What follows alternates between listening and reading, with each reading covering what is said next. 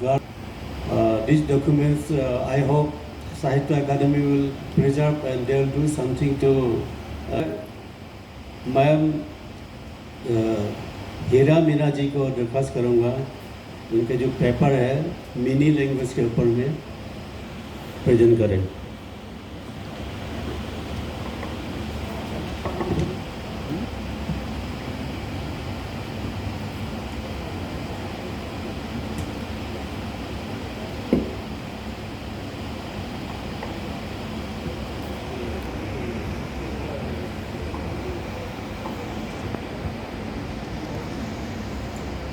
आप सभी को बहुत बहुत नमस्कार, आभार और अभिनंदन। साहित्य अकादमी और संस्कृति मंत्रालय द्वारा ये 39वां साहित्य महोत्सव जो हो रहा है, इस साहित्य महोत्सव के लिए मैं साहित्य अकादमी और संस्कृति मंत्रालय और साहित्य अकादमी की पूरी टीम को तहे दिल से हार्दिक अभिनंदन और आभार व्यक्त करना चाहती हूँ, क्योंकि उन्होंने हम देश भर के मूल निवासी आदिवासियों को एक मंच दिया है, जो अपनी संस्कृति और अपनी भाषाओं के साथ अपने वजूद को यहाँ प्रेजेंट कर रहे हैं। और हमें जो विषय दिया गया है वो विषय इतना महत्वपूर्ण है कि वो पूरे संसार के आदिवासियों से जुड़ा हुआ है। आदिवासी भाषाओं का साहित्य और पहचान की तलाश। तो आदिवासी भाषाएं और उसका साहित्य और उसकी पहचान ये राष्ट्रीय नहीं है, अंतर्राष्ट्रीय है। आप लोगों को जान के गर्व होगा कि हम आदिवासी पूरे संसार के 90-95 देशों में पाए जाते हैं और लगभग 50 करोड़ से भी ज़्यादा हमारी आबादी या जनसंख्या है। हम आदिवासी चाहे जंगल, पहाड़, मैदान, दर्रे, घाटियाँ, वीरान सब जगह पाए जाते हैं। हमारी मूल पहचान हमारी मातृभाषा है, उसी में हमारी संस्कृति है, इतिहास है, परंपराएं हैं, लोकोक्तियाँ हैं, मुहावरे हैं। हमारे पुरखों के जो ज्ञान का विशाल भंडार है वो सब कुछ हमारी मातृभाषाओं में या हमारी मदर टंग में समाया हुआ है। इसीलिए संसार का सबसे प्राचीन और वृहद ज्ञान जो है वो आदिवासी भाषाओं में ही निर्मित है, उसी में छुपा हुआ है। इसीलिए आदिवासी भाषाओं को या बोलियों को संसार के ज्ञान की चाबियां कहना बहुत बड़ी बात है। वो चाबियां, अगर आपको आदिवासी साहित्य से रूबरू होना है या आदिवासी साहित्य को जानना है तो आपको आदिवासी भाषाओं से गुजरना होगा। हमें मुख्य धारा के जो तथाकथित अपने आप को सभ्य, संस्कृतिवान या शाकाहारी कहते हैं, वो अपने ग्रंथों में हम आदिवासियों को किस कदर से दर्ज किए हुए हैं ये आज हम सब लोग जानते हैं। जबकि हमारे आदिवासी साहित्य में किसी और अन्य समाज या धर्म या संप्रदाय के बारे में ऐसे शब्दों का इस्तेमाल कभी नहीं हुआ है, क्योंकि आदिवासी संसार के वे लोग हैं या वे समुदाय या वे कबीले हैं या वे जनजातियां हैं जो हर चीज़ को महत्व देते हैं, चाहे जंगल, पहाड़, नदियाँ, कीड़े मकोड़े, जानवर, इंसान, सबको समान महत्व देते हैं। और यही हमारी टोटम या जीववादी संस्कृति की मूल पहचान है। हर आदिवासी, जैसे कल भी हमने आदिवासी साहित्य सम्मेलन में कविता पाठ के साथ सुना कि हम सबके अपने अपने टोटम या धराड़ी या कुल चिन्ह है जो प्रकृति और पुरखाओं से जुड़े हुए हैं। इसीलिए संसार की जो जीवन शैली है, जो जीवन दर्शन है, और अभी जो कोरोना काल में आपने मौत की महामारी में जो भयावह मौत का तांडव जो देखा है, उस तांडव से बचने के लिए आपने आदिवासी जीवन शैली को ही अपनाया है।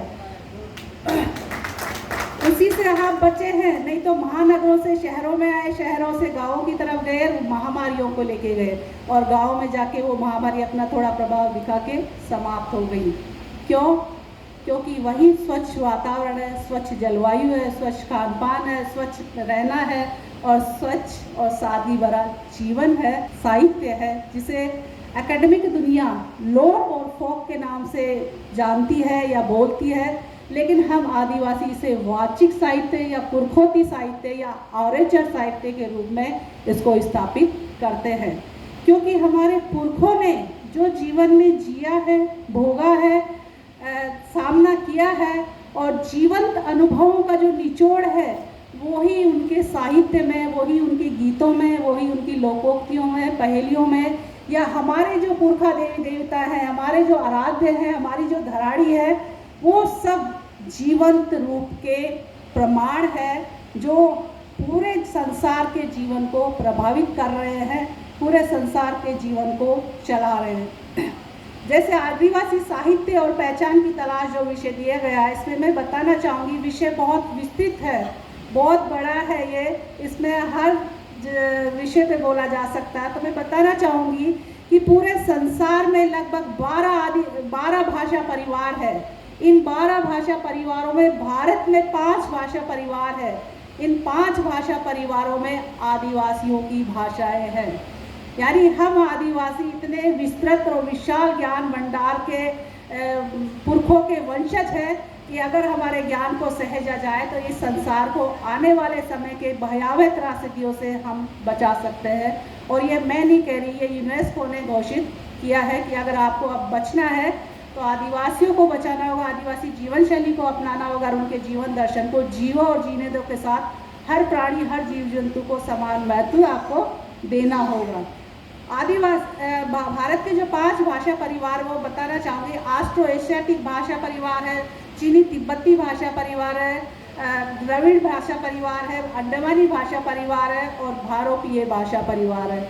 इन 5 भाषा परिवारों में भारत की आदिवासी भाषाएं अपने विपुल साहित्य भंडार के साथ, अपनी मातृभाषाओं बोलियों के साथ आज भी बहुत वाचिक परंपरा में ही है, लिखित है, लिखित रूप में बहुत कम है। इसीलिए हम आदिवासियों ने अब बीड़ा उठाया है कि हमने जिन पे भरोसा किया था उन्होंने हमारे बारे में जो लिखा वो बहुत गलत लिखा है और जो सच नहीं है वो लिखा है, लेकिन जो सच है और जो सही है वो अब हम खुद अपनी अपनी मातृभाषाओं में लिखने का प्रयास शुरू किया है।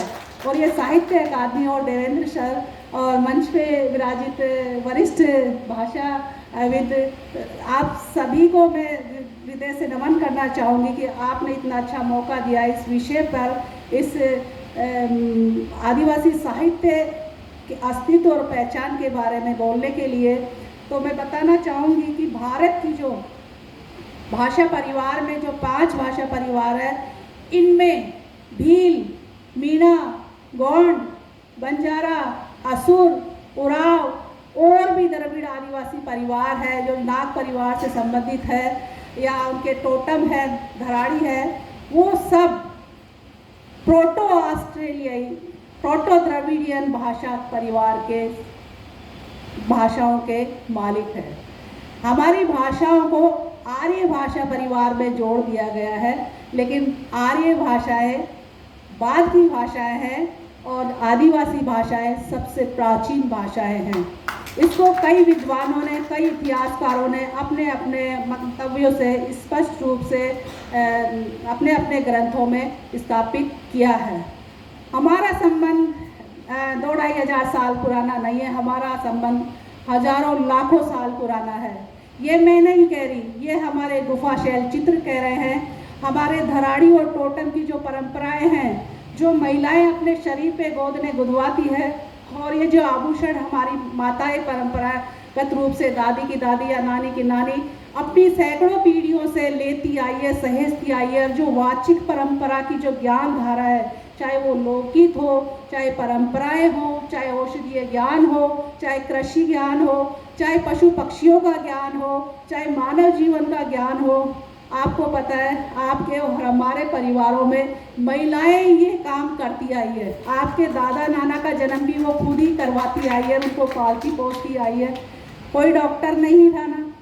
आज भी कई क्षेत्रों में आज भी महिलाएं अपने मौखिक ज्ञान धारा का इतना व्यवहारिक जीवंत उनके पास धरोहर है कि उसको लिखकर एकेडमिक दुनिया ने लोक साहित्य के रूप में उसको दर्ज किया है और आदिवासी साहित्य को खारिज किया है।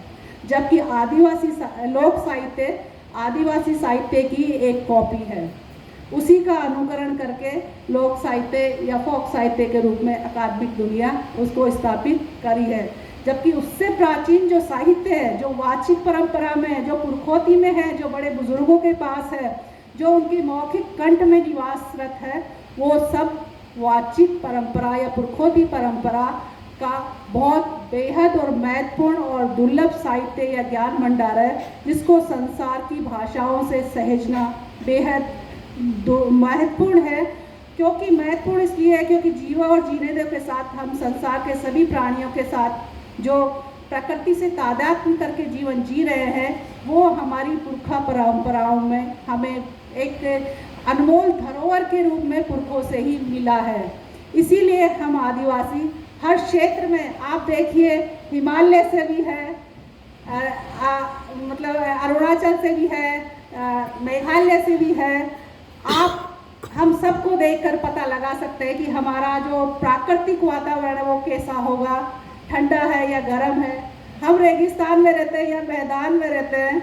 मैं थार तटीय सागर से हूँ, मरुस्थल से हूँ, तो मेरा पहनावा कैसा है, मेरी बोली भाषा कैसी है, हमारा खान पान कैसा है। प्राकृतिक रूप से हमारा जो खान पान है, जो पहनावा है, हमारी जो संस्कृति है, वो सब उसी तरीके से प्रभावित है। और ये भारत की विविध संस्कृतियों का, विविध भाषाओं का, विविध बोलियों का एक अद्भुत जो संगम है, वो हम मूल आदिवासियों की वजह से ही है। क्योंकि सबसे पुराने बाशिंदे हम आदिवासी ही रहे हैं, उसके बाद बाकी और लोगों ने यहाँ अपना अपना स्थान किया।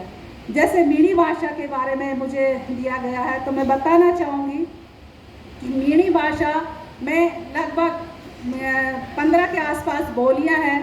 उन बोलियों के नाम मैं बताना चाहूँगी। जगरोटी मीणी, माड़ी मीणी, पचवारी मीणी, डांगी मीणी, काठेड़ी मीणी, आतरी मीणी, तलेटी मीणी, नागरचाली मीणी, बावन हाथोड़ी मीणी, ढूंढाड़ी मीणी और मेवाती मीणी। इनमें से 4 भाषाओं पे भाषा सर्वेक्षणों ने कार्य किया है, जो जिसमें जगरोटी, माड़ी, ढूंढाड़ी और बावन हाड़ौती के बारे में लिखा है। लेकिन सबसे बड़ी विडंबना है कि भारत में 2 भाषा सर्वेक्षण हुए, ग्रेसन के द्वारा और प्रोफेसर गणेश नारायण दास देवी के द्वारा। ग्रेसन जी ने आज़ादी से पहले भाषा सर्वेक्षण किया था, उसमें 179 भाषाओं का जिक्र किया है कि भारत में 179 भाषाएं हैं। जबकि प्रोफेसर गणेश नारायण दास देवी ने अपने व्यक्तिगत अनुभवों से भाषा प्रेमियों को साथ लेकर 3500 भाषा प्रेमियों को साथ लेकर भारत में लोक भाषा सर्वेक्षण करके सिद्ध किया कि भारत में 780 भाषाएं पाई गई है, जिनमें से 400 भाषाओं का अस्तित्व बेहद खतरे में है। तो बेहद खतरे में जो भाषाएं हैं वो आदिवासी भाषाएं हैं, क्योंकि आदिवासी भाषाओं पर काम कहीं पर भी नहीं हो रहा और वो वाचिक रूप में है। और वाचिक रूप में होने की वजह से जैसे शिक्षा का प्रभाव, आधुनिकीकरण है, तकनीकीकरण है, या रोजगार है, या विस्थापन है, या संस्कृतिकरण है, या सत्ता का वर्चस्व है, या वर्चस्ववादी लोगों का प्रभाव है, उन सब के कारण आदिवासियों की भाषाएं विलुप्त होती जा रही है, खत्म होती जा रही है। इसीलिए यूएनओ ने कहा है कि हर 2 सप्ताह में एक आदिवासी भाषा मर रही है या विलुप्त हो रही है। जैसे कल देवेश सर ने बताया था कि अंडमान निकोबार की बो भाषा की एक महिला 2010 में ख़त्म होने से वो भाषा ख़त्म हो गई है। लेकिन गणेश नारायण देवी प्रोफेसर ने एक वक्तव्य दिया है कि एक व्यक्ति भी अपनी मातृभाषा को बचाने के लिए प्रयासरत है तो वो भाषा बच सकती है, और मैं उसकी अमलदार हूँ। इसीलिए मैं अपनी भाषा को जिंदा करने के लिए अपने प्रयास जारी रख रही हूँ। और सर ने और इस मंच ने मीणी भाषा को जो स्थान दिया, जो बोलने के लिए एक स्पेस दिया कि अपनी भाषा को मैं प्रेजेंट कर पाऊँ, उसके लिए बहुत महत्वपूर्ण है ये। तो मैं अपनी मीणी भाषा में आपको 1-2 लोकगीत सुनाना चाहूँगी, क्योंकि छोटे छोटे ही हैं सर। मीणी भाषा में जी 4 दिशाओं में हमारी भाषाओं को कहा जाता है। अगुणी, आथुणी, दूजी और लंका। अगुणी, आथुणी, दूजी और लंका, ये मीणी भाषा की 4 दिशाएं जो पूर्व, पश्चिम, उत्तर, दक्षिण के रूप में जानी जाती है। हमारे बड़े बुजुर्गों ने, मेरी जो दादी है वो हमेशा कहती थी, दनुग्या दनात्या का धनी पहली सकड़ा को बोलो कर जो, पाछे मारो कर जो। अब दनुग्या और दनात्या को धनी कौन है? सूरज और चांद। दनुग्या मतलब सनराइज और दनात्या मतलब सनसेट यानी चंद्रमा, यानी है सूर्य और चंद्रमा, पहले सबका भला करना, बाद में हमारा करना। तो ये देखिए कितना बड़ा आदिवासी दर्शन है, कितनी बड़ी थ्योरी है, जो पहले सबके कल्याण की बात की जाती है, बाद में और किससे? प्रकृति तत्वों से, क्योंकि सूर्य और चंद्रमाई इस धरती के नियंता है और इसी अंतर्गत रात और दिन होते हैं और हमारी दिनचर्या इसी से प्रभावित होती है। ऋतुएँ भी इसी बनती है, खेतीबाड़ी भी इसी से होती है और हम सबका जीवन इससे प्रभावित। समय की कमी के कारण विषय तो खैर बहुत विस्तृत है, इतना ही कहकर मैं आप सभी को बहुत बहुत आभार और अभिनंदन के साथ आप सभी से कहना चाहूँगी, जय जोहार, जय आदिवासी और आप सबकी जय हो। क्योंकि आदिवासियों में अपने जीवंत लोगों की जय की जाती है, कहीं काल्पनिक लोगों का कहीं कोई स्थान नहीं। जय जोहार, जय आदिवासी। और मैं बताना चाहूँगी, सिंधु घाटी सभ्यता की जो हमारे पुरखे रहे हैं, उन्होंने उस सेंधव लिपि को लिखा है जिसको मुख्यधारा आज तक नकारती आई है। सेंधव घाटी की जो चित्र लिपि है उसको आचार्य मोतीराम लर्रानी गोंड समाज के बहुत बड़े विद्वान रहे हैं, गोंडी भाषा के बहुत बड़े विद्वान रहे हैं। उन्होंने उस सेंधव लिपि चित्र लिपि को पढ़ा है, ये उनकी पुस्तक है। उस चित्र लिपि को उन्होंने बहुत अच्छे तरीके से परिभाषित किया है। और ये मीणा समाज के राम सिंह सेवरा जी है, उन्होंने भी सिंधु घाटी शैली को, चित्र लिपि को अपनी मतलब हिंदी और अंग्रेजी में बहुत अच्छे से समझाया है। और ये हम आदिवासी पुरखाओं ने ही कैसे पढ़ा उस सिंधु घाटी की चित्र लिपि को, ये मुख्य धारा से मेरा सवाल है कि आदिवासी साहित्य को या उसकी पहचान को जानना होगा तो आपको इस चित्र लिपि को भी जानना होगा कि आपके पुरखे क्यों नहीं जान पाए और हमारे पुरखे उसको कैसे परिभाषित करके इतने बड़े बड़े ग्रंथ लिख चुके हैं। ये पुस्तकें इंग्लिश में भी है और हिंदी में भी है। नहीं कहकर मैं आप सभी को बहुत हार्दिक अभिनंदन कहना चाहूँगी। शुक्रिया। बहुत बहुत धन्यवाद हीरा मीना जी को। हीरा मीना जी मिनी कवित्री और निबंधकार है। आपको सावित्रीबाई फुले पुरस्कार, अम्बेडकर सम्मान, सुभद्रा कुमारी चौहान राष्ट्रीय सम्मान सहित अनेक पुरस्कार प्राप्त हैं। आपकी कृतियों में मैत्रेयी पुष्पा के उपन्यासों में नारी दशा और दिशा, लोक की पुकार और सार्वभौमिक जन्मस्थली आदि शामिल हैं। और इनके पहले मरक साहब ने अपना पुस्तकें हैं, अनेक पुरस्कार आपको प्राप्त हैं। आप